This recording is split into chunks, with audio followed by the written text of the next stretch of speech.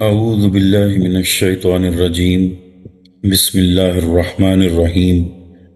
قل إن كنتم تحبون الله فاتبعوني يحببكم الله ويغفر لكم ذنوبكم والله غفور رحيم. صدق الله العظيم.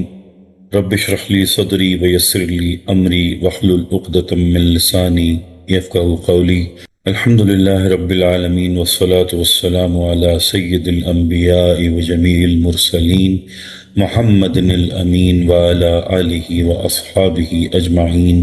سامعین گرامی، اس سے پچھلی ویڈیو میں ہم نے سورہ آل عمران کے تیسرے رکوع یعنی آیت 21 سے آیت نمبر 30 تک کا مطالعہ کیا تھا، جہاں اللہ تعالیٰ نے ان لوگوں کا ذکر فرمایا جو انبیاء کو جھٹلاتے ہیں، ظلم کرتے ہیں اور حق کے خلاف کھڑے ہوتے ہیں. ہم نے پڑھا کہ دنیا کی زندگی عارضی ہے اور ہر جان کو اللہ کی طرف لوٹنا ہے، جہاں پر ہر چھپی بات ظاہر ہو جائے گی اور انصاف کے ساتھ ہر شخص کو اس کے اعمال کا بدلہ دیا جائے گا.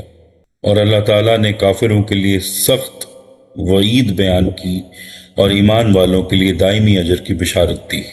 آج انشاءاللہ اللہ کی دی ہوئی توفیق سے ہم سورہ آل عمران کے چوتھے رکوع کا آغاز کریں گے اور آیت نمبر 31 اور 32 کا مطالعہ کریں گے.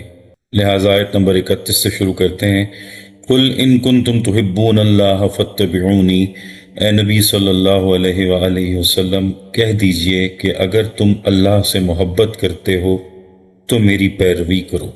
یہ آیت بہت معروف ہے اور مسلمانوں کو بہت پسند بھی ہے. ہمارے ہاں اکثر وعظوں میں، خطبات میں یہ بہت کثرت سے بیان ہوتی ہے.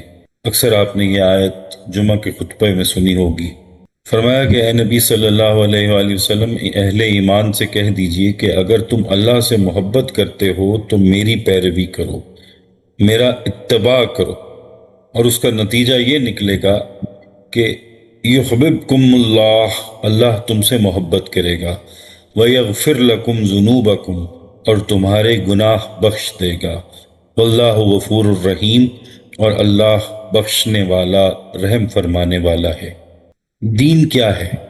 دین کا مقصد اللہ سے محبت ہے، اللہ کے ساتھ ملنا ہے، آخرت میں اس کا قرب اور دیدار ہے. دین کی اصل روح یہ ہے، انسان کی اصل منزل یہ ہے کہ اسے اللہ کی محبت نصیب ہو جائے، اس دنیا میں اللہ کی محبت سے سرشار ہو اور آخرت میں وہ اللہ کے قرب اور دیدار سے مشرف ہو. اور دین کے اس مقصد کو پورا کرنے کے لیے جو ذریعہ اور وسیلہ ہے، سب سے بڑا سبب ہے، وہ اللہ کے رسول صلی اللہ علیہ وآلہ وسلم کی ذات گرامی ہے کہ وہی رہبر ہے. اس دنیا میں اللہ سے سب سے زیادہ محبت کرنے والا اللہ کا رسول ہے صلی اللہ علیہ وسلم، حضرت محمد صلی اللہ علیہ وآلہ وسلم ہے. تو سب سے بڑے اللہ کے محب تو یہ ہیں. اگر تمہیں بھی اللہ کی محبت چاہیے تو پھر ان کا طریقہ اختیار کرو، ان کے پیچھے پیچھے آؤ. اگر مقصد اور منزل حقیقی اللہ کی ذات ہے تو اس منزل کے رہبر محمد الرسول اللہ صلی اللہ علیہ وآلہ وسلم ہے. میرے استاد گرامی ڈاکٹر غلام مرتضیٰ شہید رحمۃ اللہ علیہ اکثر کہا کرتے تھے کہ اللہ تک پہنچنے کے راستے بے شمار ہیں، اور یہ جو 1,24,000 نبی آئے، یہ سب اللہ کے پہنچنے کے راستے تھے.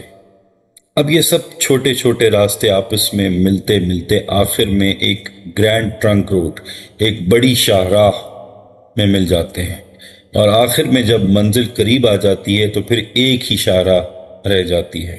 یہ محمد الرسول اللہ صلی اللہ علیہ وآلہ وسلم کی ذات گرامی ہے، جس میں تمام انبیاء کی رہبری، تمام انبیاء کی تربیت سب حضور کی ذات میں آ کر جمع ہو گئی صلی اللہ علیہ وآلہ وسلم. فرمایا تمہیں اللہ کی محبت چاہیے، اللہ کو اپنا مقصود حقیقی اور اپنی منزل ٹھہرانا چاہتے ہو تو آؤ، پھر ہمارے حبیب کو دیکھو صلی اللہ علیہ وسلم. انہوں نے یہی کچھ کیا ہوا ہے، اور جتنا انہوں نے کیا ہوا ہے اور کوئی نہیں کر سکتا، تو پھر ان کی پیروی کرو. مولانا جلال الدین رومی بہت خوبصورت مثال دیتے ہیں کہ ایک چونٹی کی خواہش تھی کہ وہ کعبہ تک جائے، تو اس نے ایک حرم کے کبوتر کے پاؤں کو مضبوطی سے پکڑ لیا، اس کے ساتھ چپک گئی اور کعبے تک پہنچ گئی. کبوتر حرم میں اڑ کر پہنچ گیا اور اس کے ساتھ ساتھ چونٹی بھی پہنچ گئی. اسے اتباع کہتے ہیں. کہ وہ راستہ جسے آپ نے دیکھا ہوا نہیں ہے، وہ راستہ جسے آپ خود طے نہیں کر سکتے ہیں، اسے اللہ کے بھیجے ہوئے رہبر کی مدد سے طے کر لیں۔ یہ اتباع ہے۔ اتباع کا مطلب یہ ہے کہ کسی ذات گرامی سے اتنا پیار اور اتنی محبت ہو جائے کہ ان کی پوری زندگی کو ہم اپنا لیں، ان کے رنگ میں ہم اپنے آپ کو رنگ لیں۔ جس چیز کو وہ اچھا سمجھے ہم اسے اچھا سمجھیں، جس چیز کو وہ برا سمجھے ہم اسے برا سمجھیں، ان کی پسند ہماری پسند بن جائے، ان کی ناپسند ہماری ناپسند بن جائے، عملاً ہم اسے اختیار کر لیں، تو یہ اتباع ہے۔ صحابہ کرام کو اتباع کا یہ دیوانگی کی حد تک کی حالت کا یہ درجہ حاصل تھا کہ حضور اکرم صلی اللہ علیہ وآلہ وسلم پیدل تشریف لے جا رہے تھے، راستے میں کیچڑ تھا، آپ کا پاؤں پھسل گیا مگر آپ سنبھل گئے اور آگے چلے گئے۔ اب پیچھے جتنے صحابہ بھی آ رہے ہیں وہیں کیچڑ سے اپنا پاؤں خود پھسلاتے ہوئے آ رہے ہیں۔ یہ ہے اتباع۔ حضور اکرم صلی اللہ علیہ وآلہ وسلم اور حضرت علی رضی اللہ عنہ اکٹھے جا رہے ہیں۔ حضور صلی اللہ علیہ وسلم کا قد بلند تھا اور حضرت علی کا ذرا چھوٹا تھا۔ اب راستے میں ایک درخت آیا تو اس وجہ سے کہ کہیں شاخ سر پر نہ لگے تو حضور صلی اللہ علیہ وسلم نے اپنا سر جھکا لیا اور اس درخت کے نیچے سے گزر گئے۔ حضرت علی کو سر جھکانے کی ضرورت نہیں تھی مگر وہ بھی وہاں سے سر جھکا کر ہی گزرے۔ یہ ہے اتباع۔ تو فرمایا میرے حبیب کا اتباع کرو، یہ اسوہ حسنہ ہے، یہ بہترین نمونہ ہے، یہ حسین ترین نمونہ ہے۔ تم نے اگر مال کو ویسے خرچ نہیں کیا جیسے میرے حبیب نے کیا ہے تو میرا مال واپس لے آؤ، تم نے برباد کر دیا، اس کا مجھے حساب دو۔ تم نے اگر وقت کو اور زندگی کو اس طرح سے نہیں لگایا جیسے میرے حبیب نے لگایا ہے تو تم نے میرے دیے ہوئے وقت 80-90 سال کو برباد کر دیا، اب اس کا حساب دو۔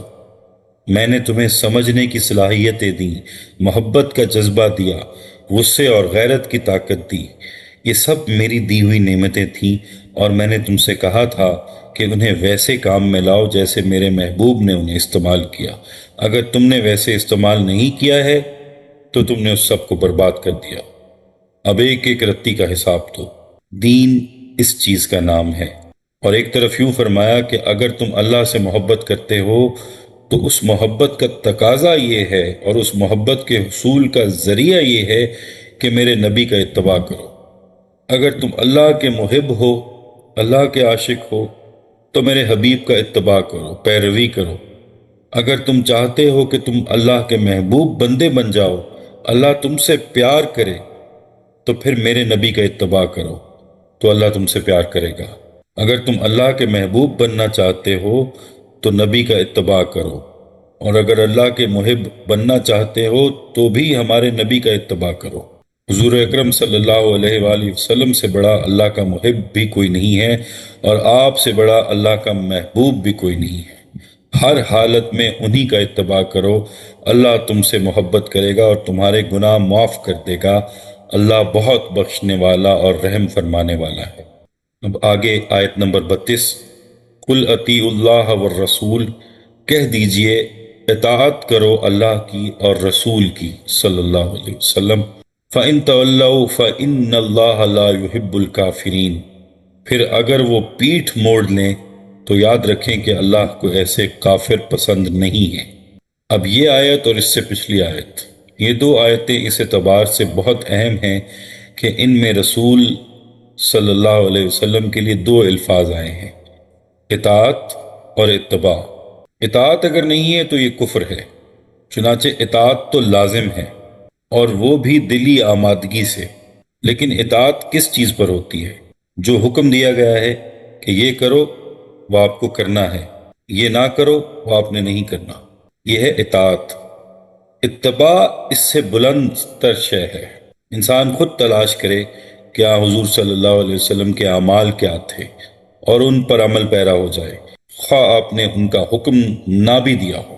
وہ اتباع کا دائرہ اطاعت سے وسیع تر ہے، اس سے بڑا ہے۔ انسان کو جس کسی سے محبت ہوتی ہے وہ اس سے ہر طرح سے ایک مناسبت پیدا کرنا چاہتا ہے، چنانچہ وہ اس کے لباس جیسا لباس پہننا پسند کرتا ہے، جو چیزیں اس کو پسند ہیں وہی چیزیں خود بھی پسند کرتا ہے۔ یہ ایسی چیزیں ہیں جن کا حکم نہیں دیا گیا، لیکن ان کا التزام، ان کا فالو کرنا، ان کی پیروی کرنا پسندیدہ ہے۔ ایک صحابی کا واقعہ آتا ہے کہ وہ ایک مرتبہ رسول اللہ صلی اللہ علیہ وسلم کی خدمت میں حاضر ہوئے تو انہوں نے دیکھا کہ آپ کے کرتے کے بٹن نہیں لگے ہوئے تھے اور آپ کا گریبان کھلا تھا۔ اس کے بعد ان صحابی نے پھر ساری عمر اپنے کرتے کے بٹن نہیں لگائے، حالانکہ حضور صلی اللہ علیہ وسلم نے تو انہیں اس کا حکم نہیں دیا تھا۔ یہ صحابی کہیں دور دراز سے آئے ہوں گے اور ایک ہی مرتبہ خدمت اقدس میں حاضر ہوئے ہوں گے، لیکن انہوں نے اس وقت محمد الرسول اللہ صلی اللہ علیہ وسلم کو جس شان میں دیکھا اس کو پھر اپنے اوپر لازم کر لیا۔ یہ ہے اتباع۔ اور اتباع کے ضمن میں یہ بات بھی توجہ کے لائق ہے کہ اگرچہ دین کے کچھ تقاضے ایسے ہیں کہ انہیں جس درجے میں محمد الرسول اللہ صلی اللہ علیہ وسلم نے پورا فرمایا، اس درجے تک پورا کرنا کسی عام انسان کے بس میں نہیں ہے، پھر بھی اس کی کوشش کرتے رہنا اتباع کا تقاضا ہے۔ مثلا رسول اللہ صلی اللہ علیہ وسلم نے کوئی مکان نہیں بنایا، کوئی جائیداد نہیں بنائی۔ جیسے ہی وحی کا آغاز ہوا اس کے بعد آپ نے کوئی دنیاوی کام نہیں کیا، کوئی تجارت نہیں کی۔ آپ صلی اللہ علیہ وسلم نے اپنے وقت کا ایک ایک لمحہ اور اپنی توانائی کی ایک ایک رمق اللہ کے دین کی دعوت اور اس کی اقامت میں لگا دی۔ اب سب کے لیے تو اس مقام تک پہنچنا یقیناً مشکل ہے، لیکن بہرحال بندہ مومن کا آئیڈیل یہ رہے اور وہ اس کی طرف چلنے کی کوشش کرتا رہے، اپنا زیادہ سے زیادہ وقت اور زیادہ سے زیادہ وسائل فارغ کرے اور اس کام کے اندر لائے تو اتباع کا کم سے کم تقاضا پورا ہو سکے گا۔ البتہ جہاں تک اطاعت کا تعلق ہے اس میں کوتاہی قابل قبول نہیں۔ جہاں حضور اکرم صلی اللہ علیہ وسلم نے حکم دے دیا کہ یہ حلال ہے، یہ حرام ہے، یہ فرض ہے، یہ واجب ہے، وہاں حکم عدولی کی گنجائش نہیں۔ اگر اطاعت ہی سے انکار ہے تو اسے قرآن کفر قرار دے رہا ہے۔ اب ان الفاظ میں تین چیزیں بنتی ہیں، ایک قرآن، اس کے بعد حدیث اور سیرت طیبہ۔ اللہ کی اطاعت تو قرآن سے آئے گی اور حضور صلی اللہ علیہ وسلم کی اطاعت قرآن کے بعد حدیث سے آئے گی، اور حضور کا اتباع سیرت طیبہ سے ہوگا۔ فرمایا ان چیزوں پر جم جاؤ، اللہ کی اطاعت کرو اور اللہ کے رسول کی اطاعت کرو، اور اس کا ذریعہ یہ ہے کہ تم دھیان سے قرآن مجید پڑھو، اس کو اپناؤ، اس پر عمل کرو، اور پورے دھیان اور توجہ سے حدیث کا مطالعہ کرو، اور پورے توجہ سے حضور کی سیرت طیبہ اور سنت مطہرہ کو پڑھو، اس کو اپناؤ اور اس کے رنگ میں اپنے آپ کو رنگ لو۔ یہ کرنے کے کام ہیں، اور یہ صرف انفرادی طور پر نہیں، اجتماعی طور پر سب مل کر یہ کام کرو۔ ایسا نظام برپا کرو جس میں قرآن کی بھی بالادستی ہو، سنت کی بھی بالادستی ہو، اللہ کی بھی اطاعت ہو رہی ہو، اللہ کے رسول کی بھی اطاعت ہو رہی ہو۔ یہ ہیں تمہارے کرنے کے کام۔ اب آگے کے الفاظ پر غور کریں۔ فرمایا اور اگر یہ لوگ اس سے روگردانی کریں، قرآن اور سنت سے، اللہ اور اللہ کے رسول کی اطاعت سے، یا ایسا نظام لانے سے روگردانی کریں جس میں اللہ اور رسول کی اطاعت ضروری ہو، تو اللہ تعالیٰ کافروں سے محبت نہیں کرتا۔ یہاں کافر کا لفظ کن لوگوں کے لیے استعمال ہوا؟ ان لوگوں کے لیے جو ایمان لانے کے باوجود اللہ کی اطاعت اور اللہ کے رسول کی اطاعت نہیں کرتے۔ اور یہاں سورہ آل عمران کے نصف اول کا 1/3 حصہ مکمل ہو گیا ہے۔ جیسا کہ پہلے عرض کیا گیا تھا کہ اس سورہ مبارکہ کی پہلی 32 آیات تمہیدی اور عمومی نوعیت کی ہیں۔ ان میں دین کے بڑے گہرے اصول بیان ہوئے ہیں، نہایت جامع دعائیں تلقین کی گئی ہیں، اور محکمات اور متشابہات کا فرق واضح کیا گیا ہے۔ تو یہاں اس حصے کی تکمیل ہوتی ہے۔ اگلی ویڈیو سے انشاءاللہ ہم اس کے اگلے حصے کا آغاز کریں گے۔ اللہ تعالیٰ سے دعا ہے کہ اللہ تعالیٰ قرآن پاک کو پڑھنے، سمجھنے، اس پر عمل کرنے اور اسے دوسروں تک پہنچانے کی توفیق عطا فرمائے، اور حضور اکرم صلی اللہ علیہ وسلم کی سیرت طیبہ کو اپنانے کی توفیق عطا فرمائے۔ اللہ تعالیٰ ہم سب کے لیے آسانیاں پیدا فرمائے اور آسانیاں بانٹنے کی توفیق اور شرف عطا فرمائے۔ آمین یا رب العالمین۔